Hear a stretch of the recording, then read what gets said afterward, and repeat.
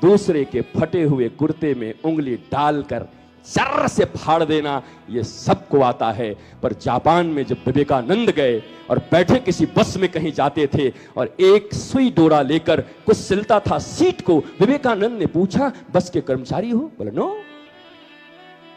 तो आप कौन हो? केयर टेकर हो? बोला नहीं। बोला मैं इस देश का एक नागरिक हूं। तो ये क्या कर रहे हो? बोला ये फट गई है, किसी की उंगली लगेगी तो और फट जाएगी, हमारे देश की संपत्ति है, हम इसे नष्ट नहीं होने देंगे। विवेकानंद ने कहा जापान प्रगति नहीं करेगा तो क्या भारत करेगा, जहां के रेलवे के गुसलखाने में मग भी जंजीरों से बांध के रखे जाते हैं। साहब ये हमारी नैतिकता है। मेरा भारत महान, चाहे लाखों के लाखों बेईमान। किस बात का महान?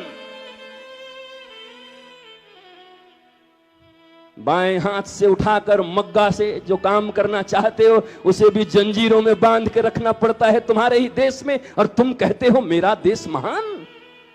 ये चरित्र, ये नैतिकता, ये ऊंचा स्थान, ये भारतवर्ष, ऐसे भारत की परिकल्पना थी तुम्हारी। लेकिन थोथली भाषा बोलते रहो जितना बोल सकते हो। विश्व गुरु बनेगा, ये बनेगा, कहां से बनेगा? विश्व गुरु बनने के पहले तुम्हें बनना पड़ेगा।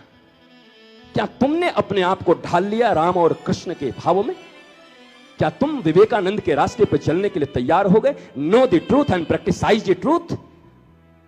सत्य जानना काफी नहीं है, सत्य को मानना काफी है। मानते हैं, विवेकानंद कहते हैं जानना कौन सी बड़ी बात है। चोरी करना पाप है, झूठ बोलना पाप है, पर स्त्री को देखना पाप है, दूसरे की संपत्ति को लेना पाप है, लोभ देना पाप है, लोभ से संपत्ति कमाना पाप है। अरे सबरे पाप तो हम रोज ही कर रहे हैं। ये जितने भी पाप है हम रोज कर रहे हैं, पर हम रटे भी जा रहे हैं कि ये पाप है, ये पाप है, ये पाप है। हमारे गुरुजी कहते थे मौखिक ज्ञान नहीं व्यवहार, ऐसी शिक्षा को धिक्कार।